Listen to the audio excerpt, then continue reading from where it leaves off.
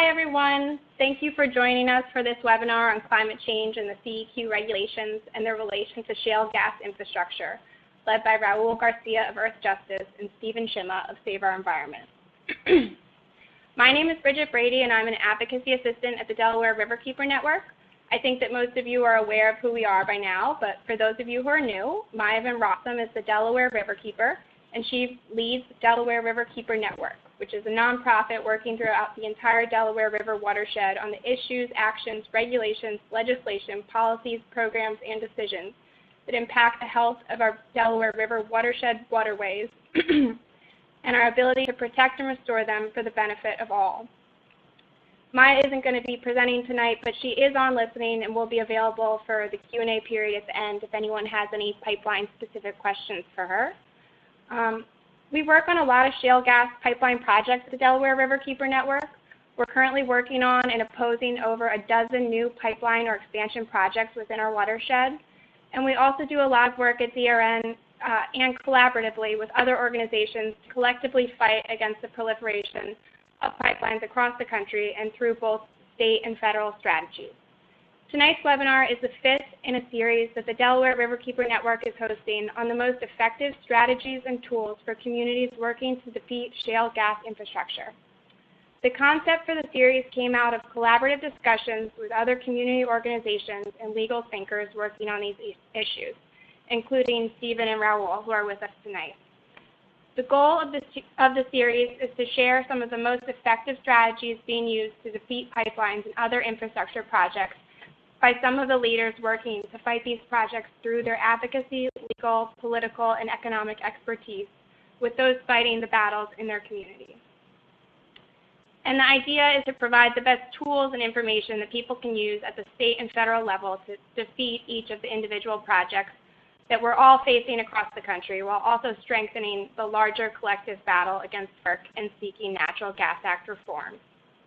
There's going to be one more webinar in the series after tonight as of right now, and we will send out links and more information about all of these in a follow-up email after tonight's webinar, but you can also see a little bit on the screen here now. So the final webinar in the series is next week, Tuesday the 18th, also at 6:30, and it's going to be an update on the legislative attacks on NEPA and other laws important to pipelines. That's also going to be led by Raul and Stephen. And we have lots of important stuff going on, as they'll tell you. I'm going to turn it over to Raul and Stephen in a moment, but I wanted to go over a couple of housekeeping points first. The webinar will be an hour long, and we're going to try to do our best to honor that time period. We will have a Q&A session after Raul and Stephen's presentation, so please direct any questions to Raul and Stephen or Maya, as I said earlier, while we have this time with them.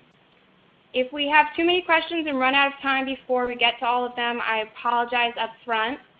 If you have a question come up during the webinar, please just submit it through the text box as you think of it, and then I'm going to pose the questions to Raul and Stephen at the end and allow them to answer. And we're not going to be opening up the phone lines for people to ask questions directly, so please just queue them up as they come to you and put them in the text box during the presentation. And I also just wanted to note a couple of important and related things that we have going on before we get started really quickly. We have a sign-on letter that we're circulating right now that identifies some of the reforms of FERC and the Natural Gas Act that are needed to make a meaningful difference with regards to FERC and pipelines for communities that are facing their abuses of law and power.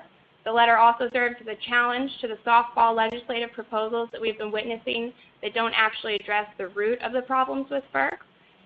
We're planning to hand-deliver the letter to our representatives in Congress with a focus on those that may, in fact, become champions for our cause on July 20th, next Thursday in D.C. So we're going to be taking new sign-ons to that letter until next Monday, the 17th, and we're going to send out a copy of the letter in the follow-up email that I mentioned with instructions to sign up, and you also, I think, see them on the slide in front of you now. So with that, one more note is that we're hoping to have a recording of the webinar to share in the near future, and we'll be sending out that recording in the follow-up email as well. All right, so with that, I'm going to turn it over to Raul and Stephen for our presentation. Thanks, Bridget. And can you hear me? Yes, we can hear you. Okay, great. So thanks to Bridget. Thanks to Maya and everybody at Delaware Riverkeeper Network for inviting us to participate in this. It's a great series. And we really appreciate everybody who's joined the webinar, too. I know it's not easy to make time at the end of a long day, but thanks for doing so. We're going to try to keep this as brief as possible to respect your time. I'm going to speak briefly about the nuts and bolts of NEPA and climate change in terms of the law, and then I'm going to hand it over to Raul, who will discuss its importance, what's happening now with regard to NEPA and climate on the Hill and with legislation and in terms of policy. Before I get started, two things. I'm with the Partnership Project, and the Partnership Project is a national coalition of about 20 national environmental groups. We work on a variety of issues. I'm in charge of the NEPA campaign. I work exclusively on NEPA issues. And Raul is with Earth Justice. The other groups that are part of the partnership are NRDC, the Wilderness Society, and about a dozen other groups.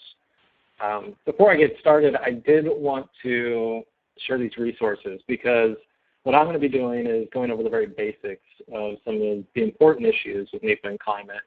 But some of you may want some more depth, and I would strongly urge you to consult some of these resources. There's more too. If folks are interested, feel free to contact me. We'll provide our email address. But the first is Final Guidance by CEQ, which is the Council on Environmental Quality. They're in charge of overseeing NEPA. I'll talk about them briefly later, as will Raul. But they issued guidance on climate change in NEPA. It's still relevant. It's got some good information in it.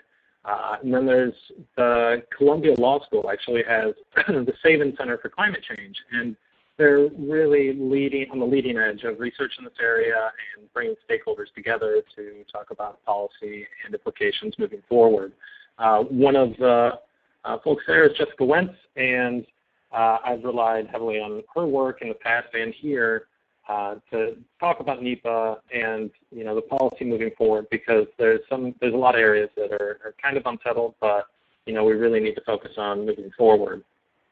So with that, I'm just going to give a brief overview. I think most of the folks on the line probably know what NEPA is. It's the National Environmental Policy Act. It's our nation's policy on the environment.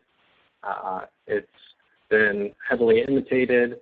But it essentially calls for three things. I will add a fourth too, but it's environmental review of impacts of federal decisions. It requires agencies to look at the environmental impacts and disclose those. And critically, the most important part of this is public input. Stakeholders, citizens, local governments are required to be given the opportunity to weigh in on environmental impact statements. And there's several opportunities in the EIS process, but this is really at the heart of what NEPA is. And then finally, it's not listed here, is accountability.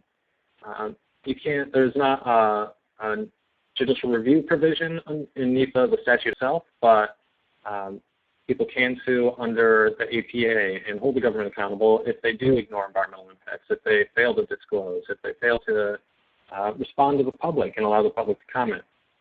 So it's just a basic overview of the law, but just in terms of vocabulary, as I'm talking about these things, so we're all on the same page, there's three types of environmental review. The first is a categorical exclusion. These are just really short reviews, and it's worth noting that these are not waivers of environmental review. They're actually one form of environmental review.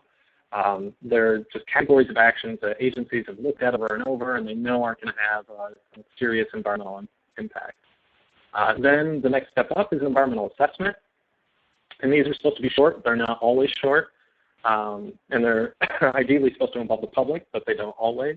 But these are reviews that are intended to determine whether or not there's going to be a significant impact, and if there is, then that's when agencies move on to a full-on EIS. And this is the environmental impact statement. This is what many of you may be familiar with, maybe been involved with. There's several mandated opportunities for public involvement in an EIS. The first is during the scoping phase, when the agency is looking for ideas on how a project will be planned. The second is after a draft of this environmental impact statement has been released.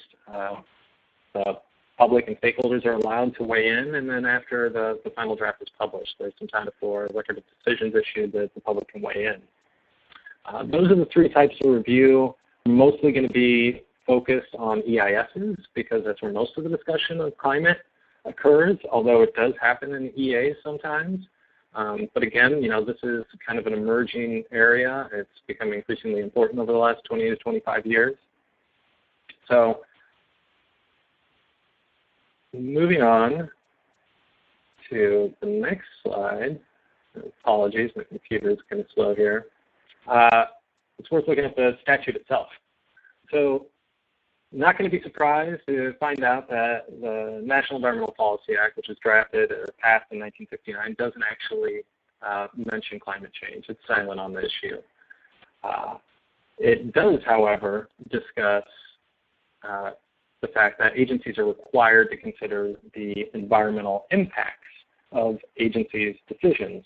Now, the statute's short, but it's worth reading because it identifies a specific role of not only the federal government, but of also citizens to act as stewards of the environment for the sake and health and security of our communities, but also for the health and security in our environment of future generations. And since climate change is arguably, or not arguably, the most severe global threat to future generations and to our environment, it shouldn't be a surprise then that courts are broad agreement that it's unequivocal that climate change is exactly the kind of impact that has to be considered in environmental reviews. It's just exactly how it needs to be considered that is subject to debate, or there's been some disagreement between courts. One point worth noting, and it's going to be discussed later on, is that courts have been pretty uniform, have been completely uniform in saying that climate change should be considered as one of the environmental impacts in environmental review under NEPA. There's less agreement, there's a little bit of disagreement, at least in the courts, on whether agencies are required to look at the impacts of climate change on federal projects. And this is a little different. So if, it's one thing to build a gas terminal that is going to emit greenhouse gases, you should definitely look at the impact that will have. But it's another thing to, say, build a bridge or a road. Agencies should be considering the long-term impacts of climate change on that kind of infrastructure. And so, there's these two things, and we'll talk more about that. But keep that in mind as we go forward.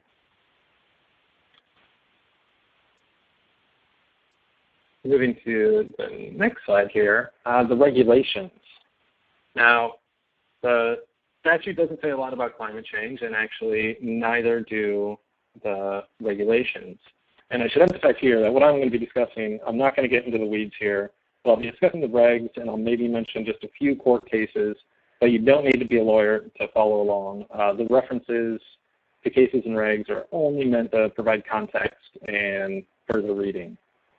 And I mentioned this before, but CEQ, the Council on Environmental Quality, they were actually created by NEPA, by statute, and they're charged with overseeing its implementation. They're in charge of all federal agencies implementing NEPA. They also created the regulations governing the environmental review required by the statute. So they are actually responsible for all of the regulations around categorical exclusions, EISs, et cetera.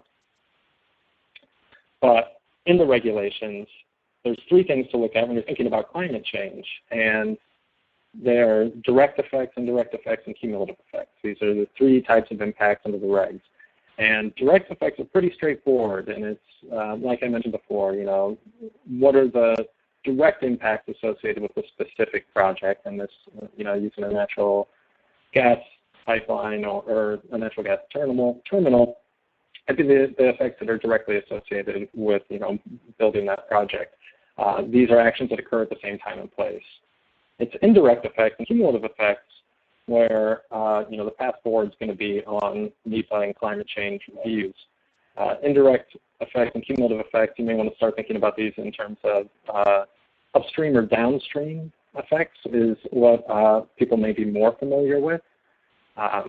Indirect effects, according to the regs, are later in time or further removed in distance, but still reasonably foreseeable. And the cumulative kind of captures the past part of this. So in terms of upstream, let's say you have a pipeline, the upstream effects may be the actual extraction of, say, the oil or the gas. The downstream effects would be the combustion of that fuel. And the idea is that agencies need to be looking at all of these impacts. And what some agencies are better at this than others, but the fact is they're all required to do this in one way or another.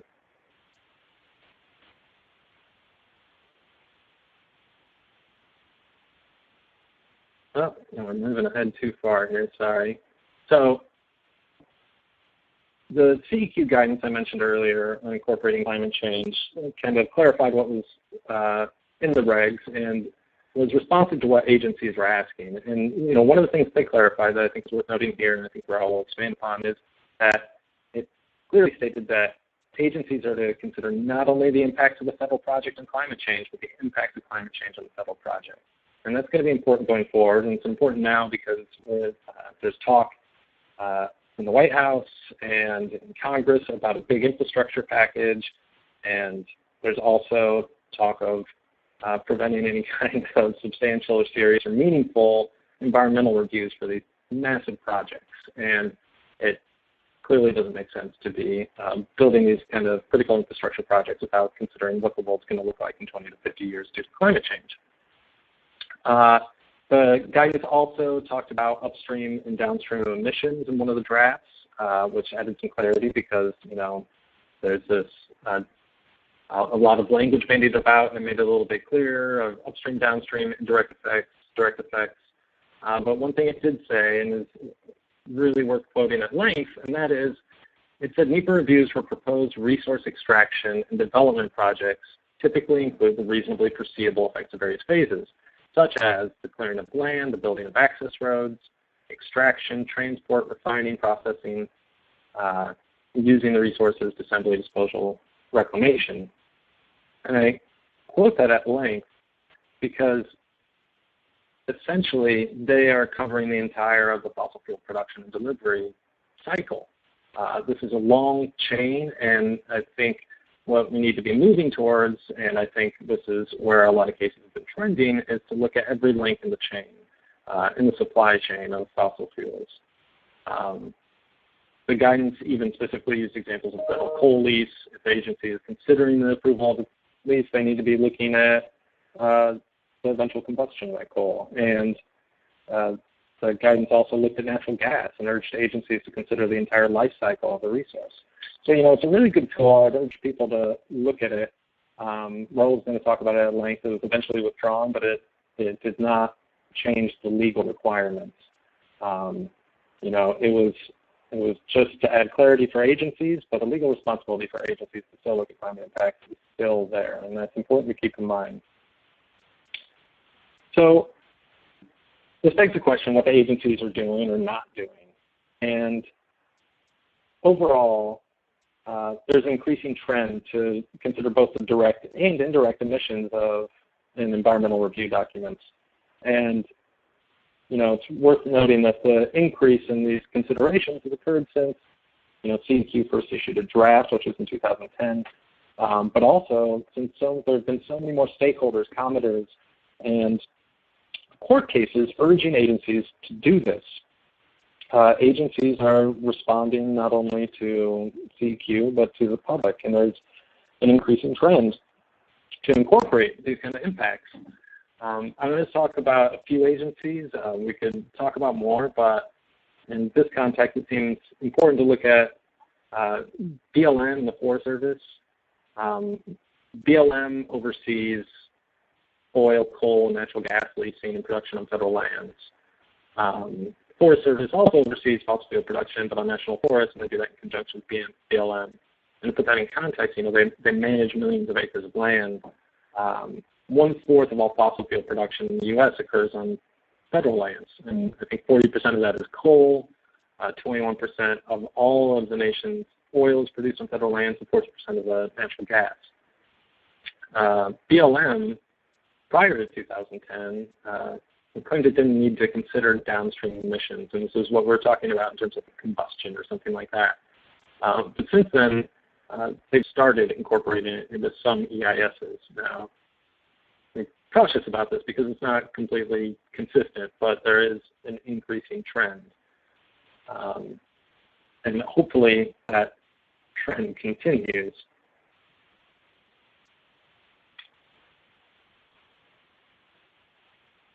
But there's another agency that I think folks would be interested in, especially folks on this webinar, is FERC. And as many of you know, FERC is not the greatest actor in the NEPA space. They have exclusive authority over the siting, construction, and operation of interstate natural gas pipelines, LNG export terminals, and some associated infrastructure.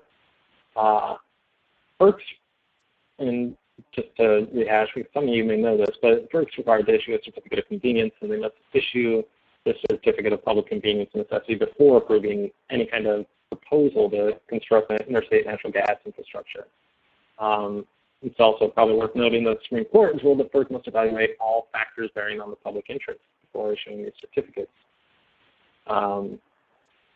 FERC has not been very good about this. Unlike the BLM and Forest Service, they have consistently maintained they have no obligation to consider greenhouse gas emissions or any other environmental effects associated with upstream, downstream activities in the natural gas production area. They routinely rely on a couple of arguments. One, the impacts are too speculative, and second, impacts are not caused by the proposed action. There's even a case where FERC was insisted on conducting separate environmental reviews, had a history of doing this, and thanks to the Delaware Riverkeepers, they were held accountable on that, and the court ruled against them for trying to segment these pipelines into smaller projects. Since 2014, I think FERC has been challenged on 6 occasions, maybe a few more, but they've been challenged, and in each case it was by an environmental organization, or they cited the agency failure to evaluate upstream and downstream impacts.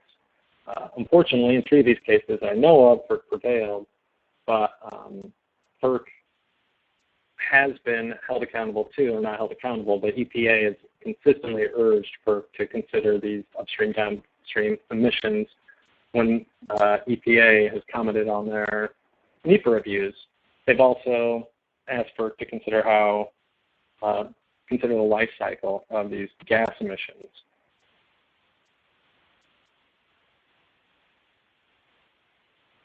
So back to what the courts have been saying, and there's a significant amount of case law in this area now, and I'm not going to get into the weeds of it, but the basic takeaway from this is that, yes, courts have consistently said that agencies must review or incorporate climate change into their environmental reviews. And this is most notable in a case from 2008 where the Center for Biological Diversity won a case, and the court there said the impacts of greenhouse gas emissions on climate change is precisely the kind of cumulative impacts analysis that NEPA requires agencies to conduct.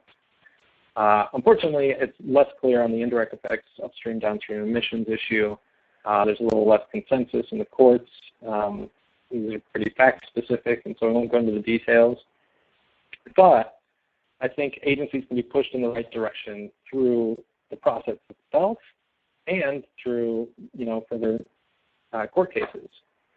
And, when you start thinking about weighing in on the NEPA process, or your organization may start doing that, there's a couple things you could be doing to, push the needle in the right direction. And in terms of, the fossil fuel extraction project, the agency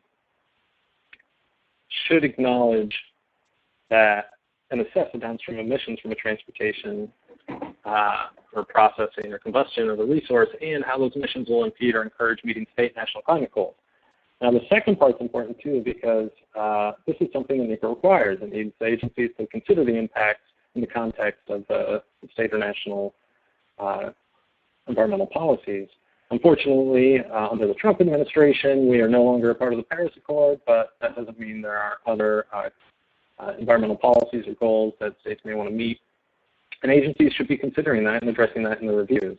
Also, with regard to the transportation of fossil fuels, and this is, the pipeline issue, agencies need to be considering, once again, the upstream and downstream, and by upstream I mean extraction, and downstream I mean processing and combustion emissions, as well as annual emissions and emissions over the lifetime of a project.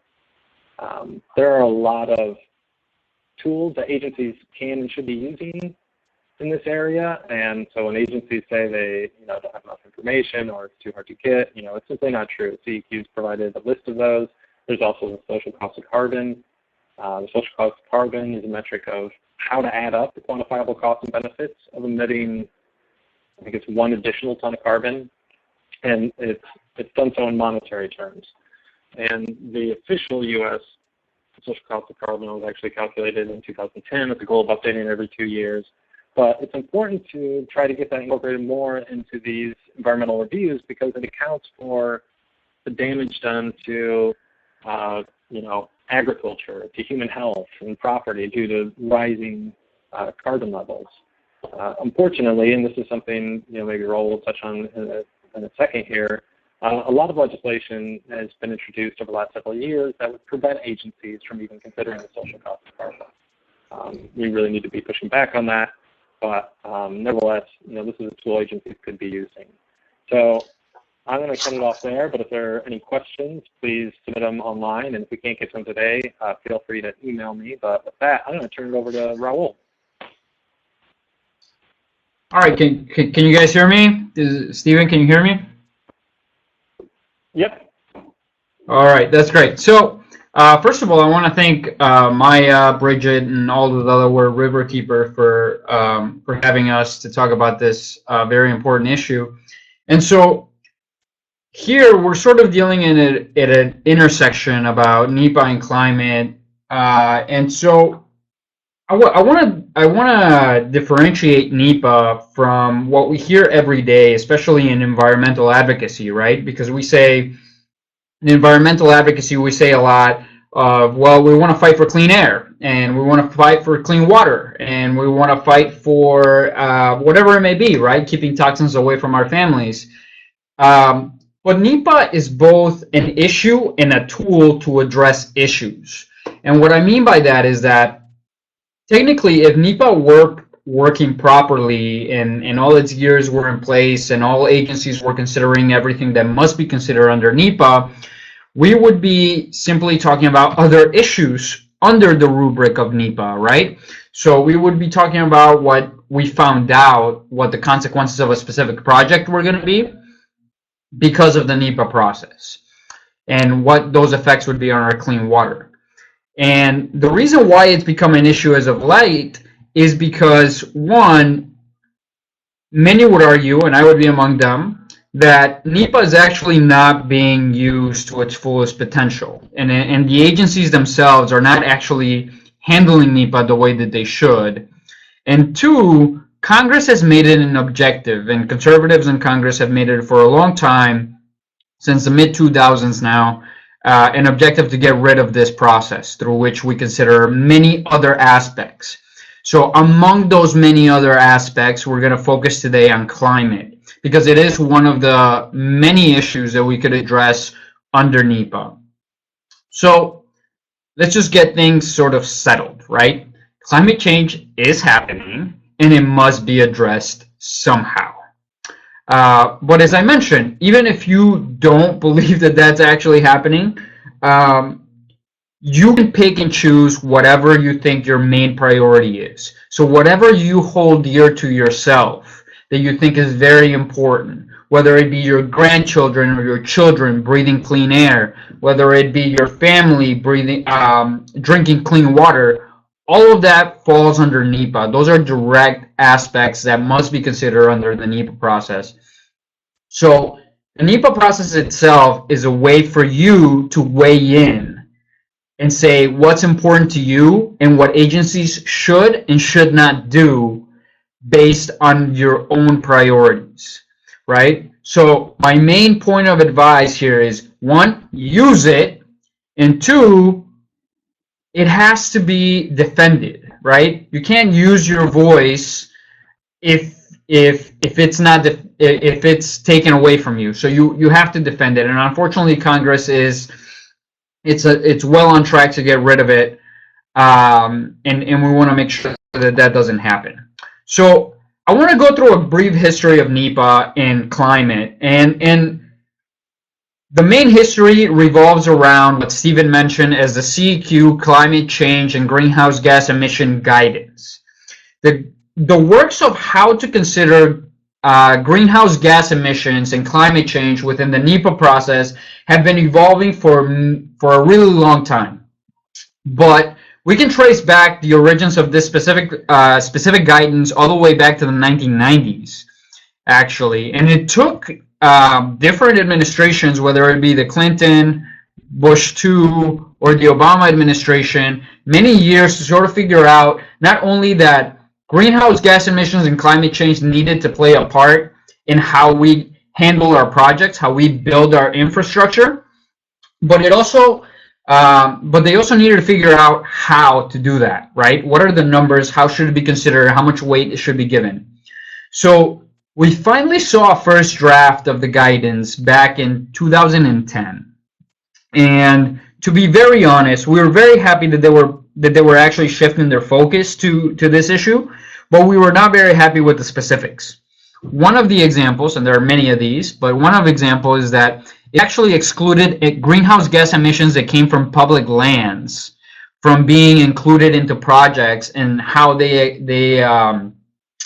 impacted climate change. So that was a big no-no, and we submitted a lot of comments, and largely from people who live on the ground and who experience these things firsthand. And we said, well, there's no way you can exclude public lands projects because that's where most of our emissions come from. So to their credit, CEQ and the rest of the Obama administration took it to heart, and they came out with a separate draft in 2014. And in that draft, they fixed the public lands problem, right? They said we are actually going to consider how projects in public lands are going to be considered, but they had a whole list of other issues. For example, they said 25,000 cubic units is going to be the threshold. So if your project emits more than that, then we can begin to consider how climate change is going to be impacted. If your project is below that, then we're just not going to worry about it. And again, we had a ton of objections to that, among other things, and we decided to again, voice our voice.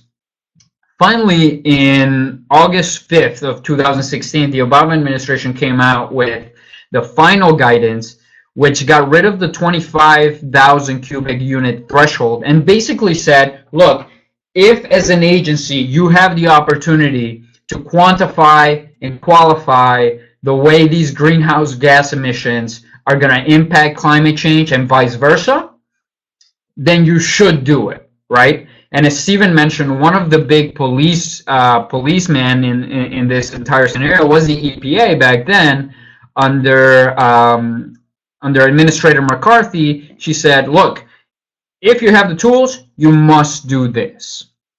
So then we turned the page, we had an election, and unfortunately elections have consequences. And in March 28th, 2017, the Trump administration decided to rescind the entire guidance altogether in no more than about a sentence in an executive order that it provided. So we continued, we were very disappointed with that decision. But first, before we get into sort of the politics of the issue, I want to get into what the guidance actually did, right? So it outlined the way that agencies should consider climate change in reviewing their projects under NEPA. That means that it provided a certain certainty and predictability to the way projects were going to be handled. So you had every agency in the federal government going according to their own regulations and trying to comply with NEPA according to their own regulations. So as you can imagine, the tests were very different across federal agencies. The EPA had a very good one, while FERC had a not so good one, right? And so this guidance essentially leveled the playing field and said, look, these are the standards, here's what you should do, and here's how to do it. So the guidance was very helpful to agencies to be able to say, now we know how we're going to do that. And in return, that was very helpful to project sponsors to be able to say, all right, we know what the bar is going to be. So we need to apply according to that bar, and we need to meet these standards in whatever project we want to propose. So it said that you essentially have to quantify the greenhouse gas emissions that you're going to be emitting based on the project that you're proposing, according to the necessary tools and methodologies that are available to you. So as Stephen mentioned, the social cost of carbon, and that's a huge tool where we can actually measure the cost of every single emission of carbon that's being emitted into the air, and we can say this is going to cost the public, society in general, is going to cost X number of dollars. And if you were to ask me, that number was actually very low, but nonetheless, it was a number that we could go for. And as Stephen mentioned, that has been recently attacked tremendously in Congress, but it's close to almost being eradicated altogether by the Trump administration as it stands today.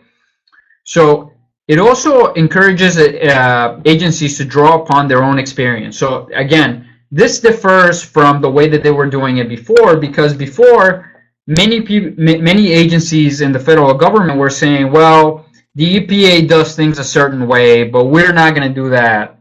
And FERC, for example, to be quite honest, has been really a rubber stamp for a lot of projects without raising much objections or many changes in the projects themselves. So what we wanted to do was sort of level the playing field and say, look, if the EPA can comply with this, so can FERC. And there was something that was not being done before. And so we were very excited when this thing came out, thinking that at least we were going to have a level playing field.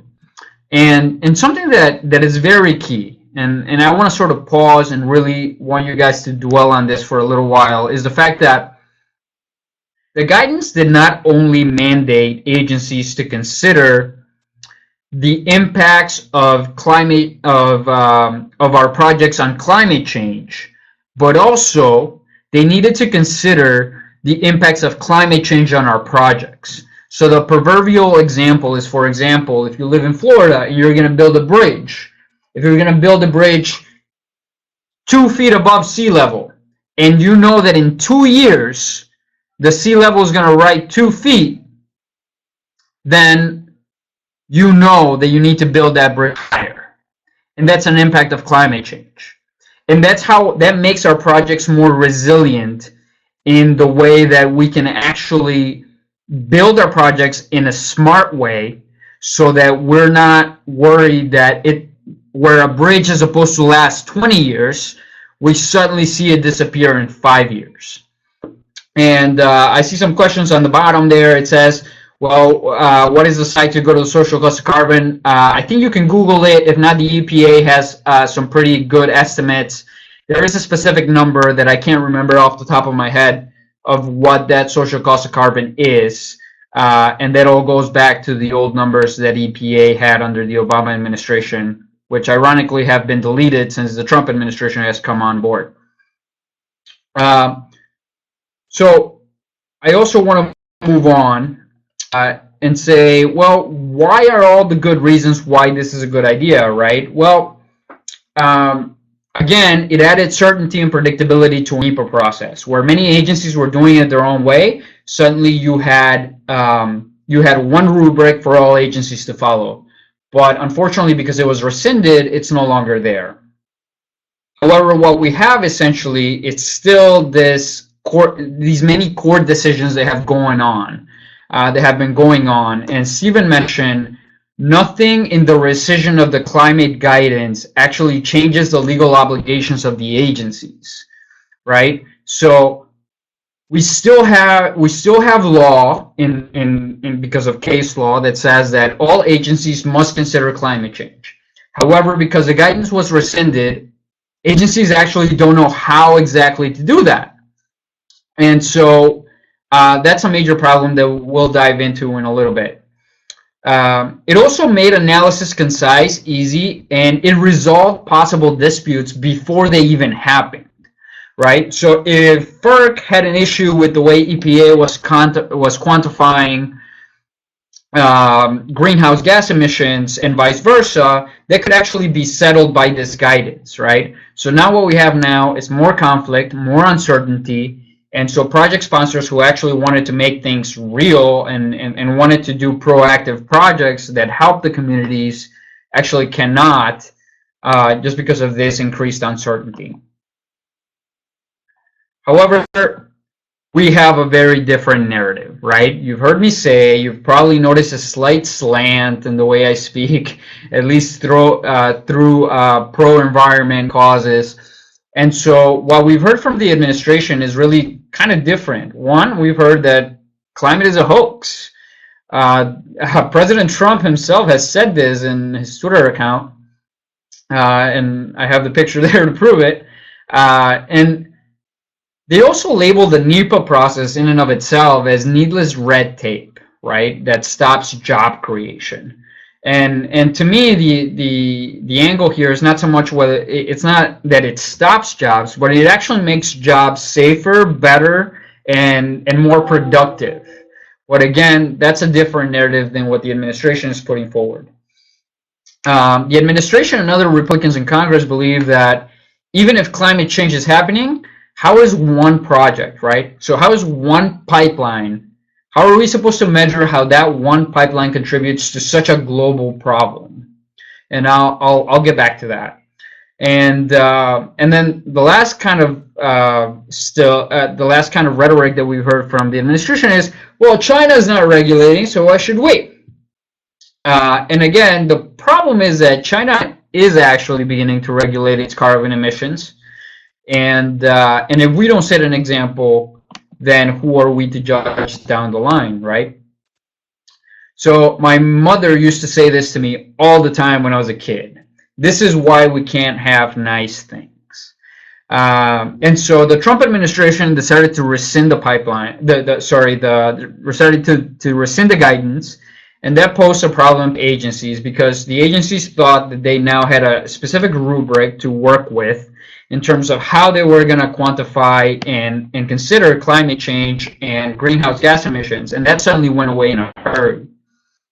So, but one thing that Stephen highlighted that I absolutely want to point out, and if you take anything away from this seminar at all, it's this, that even though the climate guidance was rescinded, there is no change in the legal responsibilities that each agency has to consider climate change in the way they permit projects. So again, all agencies will continue to scramble. You got rid of this certainty and sort of normal process through which to take care of this this analysis, and now you have every agency trying to figure out, well, how exactly should we do this? And is this going to hold up in court?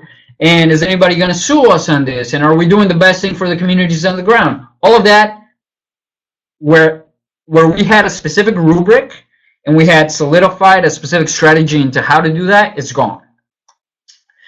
And then they still must consider this. They don't have a choice. The case law is very decisive. It's very straightforward.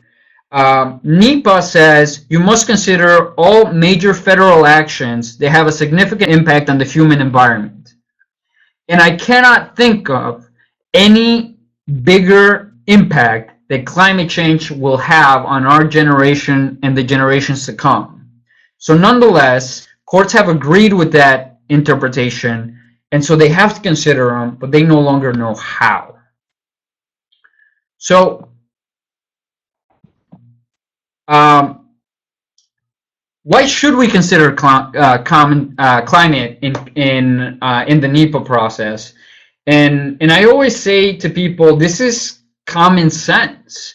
Not only the moral thing to do, and we like to get up all high and mighty on our big horse to say, look, you need to consider climate change because it's the right thing to do. But it's not only the right thing to do, it's the smart thing to do. We need to consider how climate change is going to impact our projects and how we're building infrastructure. So again, let's just get that out there. 97% of scientists that study climate change agree that climate change is real and that it's considered, and that it's significantly increased by human activity, and that it is a real threat to human existence. Okay, let's just get that out there. But it also means it's like, you know, an analogy, and former President Obama has mentioned this. If you were to go to 100 doctors and 97 of them told you that you had a specific disease that you needed to address and that was curable, and, you know, 3% said that it wasn't, it was a hoax, you didn't need to worry about it, you would probably listen to the 97%. It's just common sense, right? Let's just prepare. But why is it also common sense? It's because it forces us to look at the problem and say, well, strategically and just in a good way to prepare, how can we address this? And for a long time, we ignored it. And, you know, for example, this guidance was in the works since 1990. It didn't come out, the first draft, since 2010. There was a very long time where a lot of progress could have been made. So we're working against the clock here. And we need to prepare for what's coming. And so we need to make sure that our infrastructure is strong, because there's a lot of damage that has already been created, and that no matter what you believe in terms of whether we should address climate change or not, it will impact our projects. It will impact our bridges. It will impact our pipelines, right? And so we have to be very careful in the way we build things. So if we build a project that's not going to hold up to stronger storms, if we build a bridge that's going to be underwater in 2 years, that's all going to be a problem. And bottom line, when you're building those things, you're actually wasting taxpayer dollars, because they're not, where they were supposed to last 20 years, they're only going to last 2 years. And that's a huge problem. We're just throwing away money, and independent of the analysis of climate change, we're just not getting the best bang for our buck. And that's a huge problem when it comes to government appropriations. So the most important underlying concept in all of this is that the NEPA process, even when it comes to climate change, allows you, the people on the ground, and the people who are actually going to live with the impacts of what's happening to our country, our planet, you name it, to have a voice in the process. So if you believe that climate change is real and you want to address it, and you want to make sure that projects are resilient to whatever's coming, then you need to make that voice known.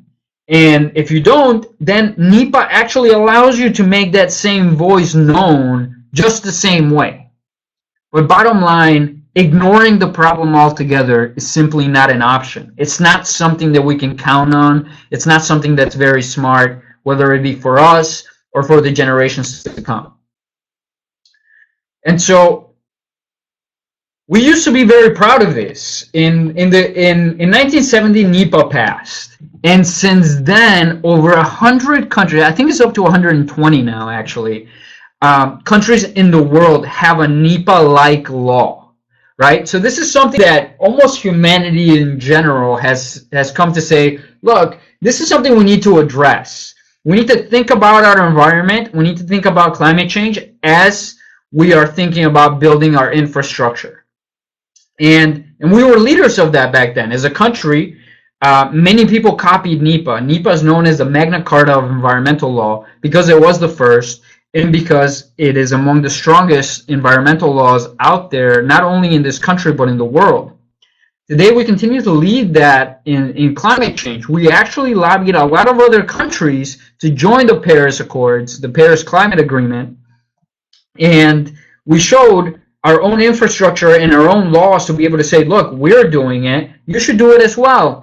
Unfortunately, now we have recently left the Paris Climate Agreement, and we cannot let us go further backwards and eliminate NEPA for the people on the ground that are going to be living with these consequences. So we have to fight back. There's just no way around it. And there is this cheesy quote that I like to include every time I talk about NEPA, where it says, if you don't like how the table is set, turn over the table. For a long time, we've been hearing about how NEPA is a source of delay. You're just studying things. You're not doing things. And NEPA is a tool to stop development with litigation, right? So, oh, you got all these environmental groups that are going to sue, and it's just a procedural law. So we're always talking about, when we combat these statements, for a long time, we've been talking about what NEPA is not, right? So we like to say NEPA is not the source of delay. NEPA is not the source of needless litigation. But what we need to start talking about is actually what NEPA is, right? Let's talk about what we can address with this law and how we can make it work for our own communities on the ground, regardless of what your views are. Remember, I said NEPA is a tool. It is not an ideology. So, again, NEPA leads to better projects, because when you study projects and you study the conditions around it, you find out that that bridge needs to be a little bit higher, that that pipeline either doesn't need to happen at all, or you need to have it more secure, or you need to have it run in a separate area that's not near schools and playgrounds and communities. It saves time, and it's also transparent, and it holds the federal government accountable, because because of NEPA, they have to let you know where they're going to build the pipeline in the first place, where they plan to put support beams, and what are going to be the actual contingency plans in case something goes wrong. It also saves time and money, because sometimes it just so happens that their project ideas are just really bad ideas. And when those ideas shouldn't happen, then that saves time and money, because you're not spending that energy. You're actually looking towards a better project or a better way of getting the goal accomplished without having to go through the project that they proposed. And again, none of this happens without public input. It is really up to you guys on the ground to be able to say, hey, here's what I think about this project. This is either a good idea, this is a bad idea, or, hey, how about this? I have the local expertise because I live here, so I should have an input as to how this thing gets built, and I have a better idea than the one you proposed. That's very important. And so we can't do it alone. I go through this in every presentation that I do, and I'm getting a little bit more into politics here, but I say this all the time, and I work for a big green organization, Earth Justice, right? So before I show up to a meeting on Capitol Hill, 90% of the time, people who work for congressional offices already know what I'm about to say. I have talking points, and I try to help out with information as much as I could, and as soon as it's released, but nothing impacts them as much as your stories on the ground, from the people that are actually going to vote for them, that are actually living with the impacts that are coming from these pipelines, from these oil wells, from all of these fracking activities that are happening across our country. And so you guys need to bring a face and a name to NEPA and how climate is being considered under NEPA. And at the end of the day, if a specific legislator does not side with you, then you need to let them know that you're going to hold them accountable, that this is a specific issue that you really care about, and that this is not something that you're willing to go silent about. So NEPA is about you guys speaking up on the ground and saying, look, this is important to me, and I'm the one who's going to show up to the polls come election season, so you need to pay attention to us. So with that said, I want to give you a few folks here that you can contact. And here's the information that you can do. You can either do it through social media, you can give them a call, you can send them a letter, whatever you want. But NEPA is one of those things that not many people know about. So there are two strategies to dealing with NEPA attacks. The first one is when NEPA is attacked head on. So when they say, hey, look, we're going to pass this pipeline bill, and by the way, none of these pipelines get NEPA processed to them. The NEPA's waived for them. In that case, we have a pretty good shot at shutting them down. So what we do is that we go for the swings, and I'll bring up the swings in just a second. But when a big package bill, say the energy bill, so for example, Senator Murkowski from Alaska and Senator Cantwell from Washington, one Democratic, one Republican, last year had an energy bill in which they had a ton of NEPA waivers and that dealt with climate change and the way that FERC would analyze pipelines under NEPA. Among those impacts, they would consider climate change if they ever do. They wanted to waive that a lot and give wide deference to FERC, which, as I mentioned, has become a giant rubber stamp for industry. And so I want to point you to Senator Cantwell here, because she's always one of those senators that is trying to do the right thing, but she needs to hear from you. So get a hold of her office and say, look, you cannot have NEPA waivers, and you cannot give broad discretion to FERC while they're authorizing these pipelines all over the country. And I want to make sure that you voice that opinion, not only with Senator Cantwell, but also with Senator Carper, because he's the head of the Environment and Public Works Committee, where a lot of these legislation get done, and also Senator Schumer, who is one of the leaders, well, he is the biggest leader of the Democrats in the Senate. Right? Because of the last election, we know that the real battle is in the Senate. They have a majority in the House, so they can pass whatever they want. But we want to make sure that that same thing doesn't happen in the Senate. So, with that said, when NEPA and climate change is being attacked head-on by a specific piece of legislation, these are the senators that we usually have a problem with. And these are the senators that sometimes vote the right way, sometimes they don't, depending on what the priorities on the ground are. And so, again, I can go and visit every single one of these senators and tell them what I think, but nothing's going to matter as much as what you have to say about this issue. So, again, I think this PowerPoint is gonna make its way around, and you know, and you can copy down. If you live in the state of one of those senators, I really encourage you to weigh in with them and tell them just exactly what you think about climate change and what you think about NEPA. And then finally, I want to give you some resources. We have a petition going on, which is going to be particularly relevant, given that an energy bill might be coming up in the Senate.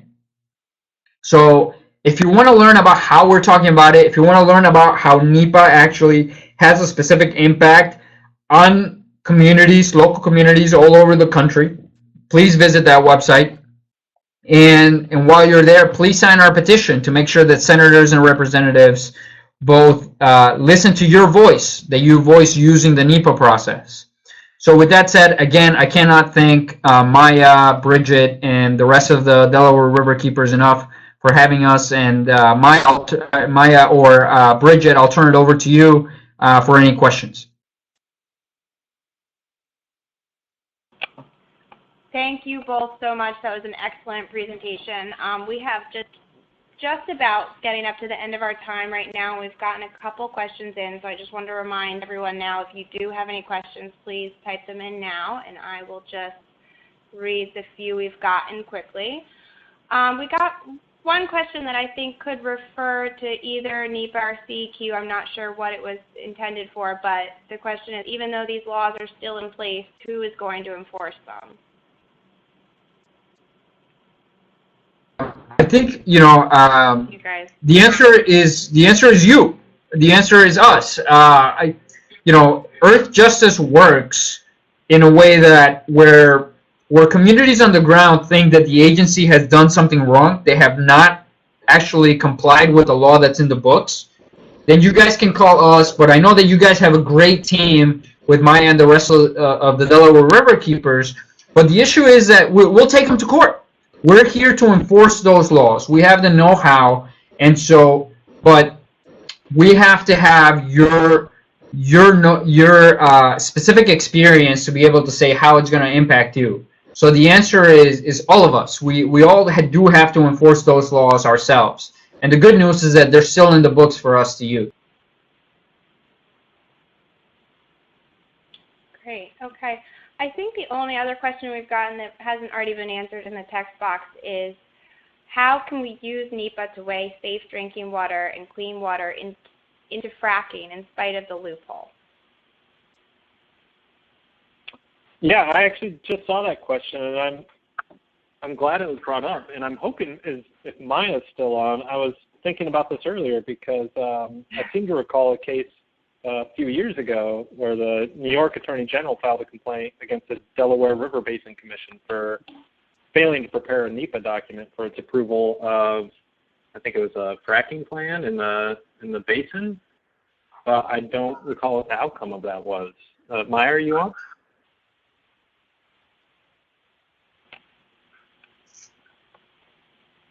Maybe not.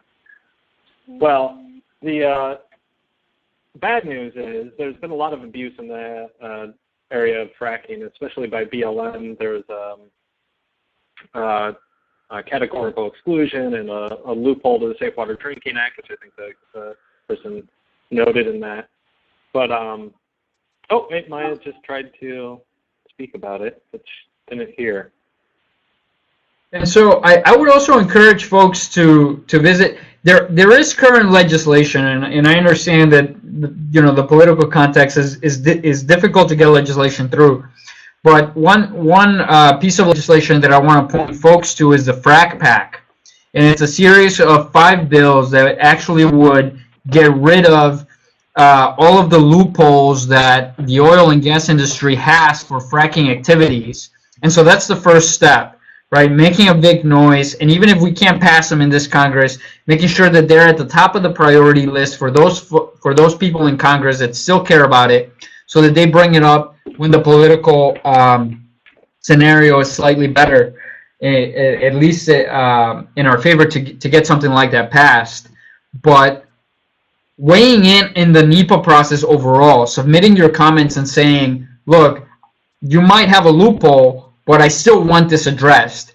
I want to know how this pipeline is going to impact my community, right? It's going to impact my family. And you have a right to say that under the NEPA process. So loophole or no loophole, if you voice those concerns under the NEPA process and they don't answer you, that still looks very bad for the agency, period, right? So making sure that you're using this process as best as you can to make sure that your voice is heard, regardless of what your opinion may be. Make sure that your opinion's up there.